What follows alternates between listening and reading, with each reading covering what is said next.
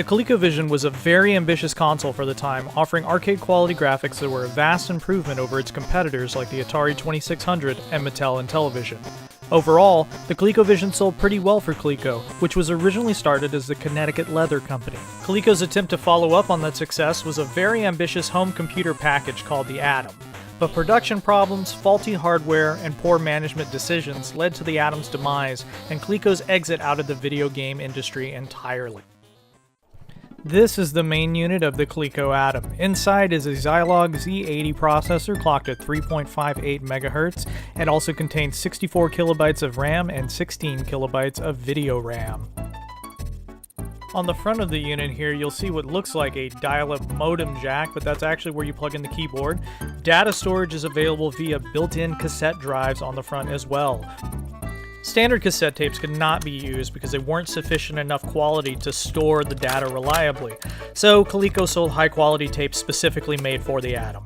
In addition to the data drive, the Coleco Adam was also fully backwards compatible with the ColecoVision library.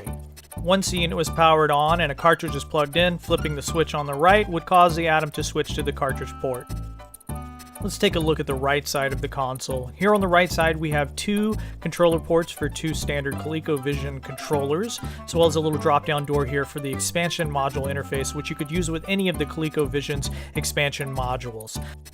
On the back here we have a switch between channel 3 and 4 for your RF connection, the RF connection itself, a monitor out port, and over on the right here, an auxiliary video out port, which you can use to get a composite video connection out of the Coleco Adam.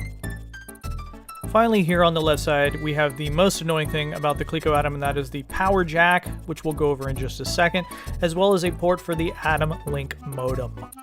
When you power on the Coleco Adam, you'll be greeted with this word processor screen. Speaking of powering on, the power cord and the power switch itself is actually connected to the Coleco Adam printer, which is terrible bad design.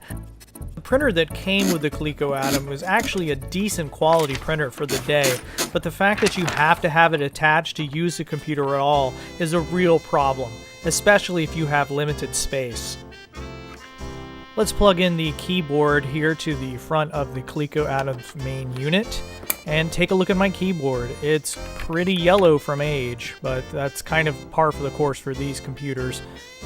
As I mentioned earlier, the Coleco Adam takes standard ColecoVision controllers with the number pad here. The ones that came with the computer were actually white, but I didn't receive any with my unit, so I'm using the standard black one that came with my ColecoVision here. One of my least favorite things is how stiff the joystick is, but you kind of get used to it. There are also two buttons here on the left and right side that have different functions depending on the game.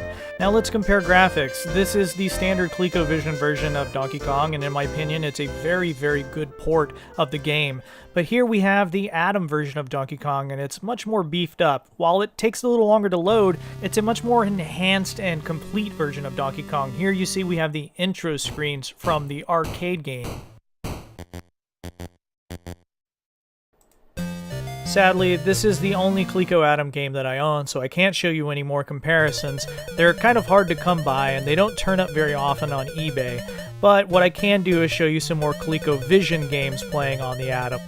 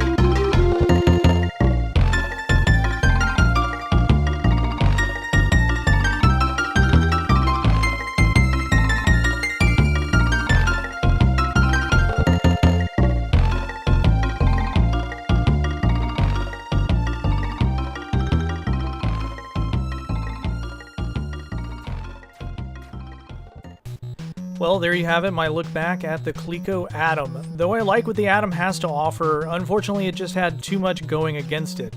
The initial launch was delayed after it was supposed to ship in August 1983, but ended up shipping in October of that year for $200 more than Coleco revealed at the Consumer Electronics Show earlier that year.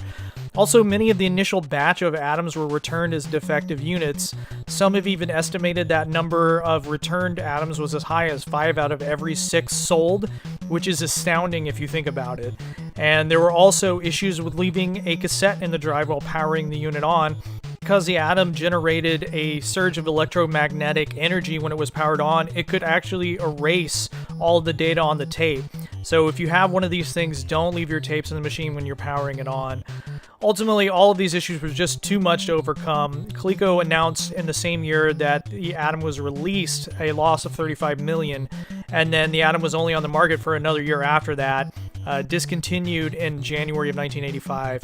By 1988, Coleco filed for bankruptcy, and then they were bought out by Hasbro the following year. So I hope you guys enjoyed this look back at the Coleco Adam. I look forward to making some more episodes in the future, but until then, take care and happy collecting.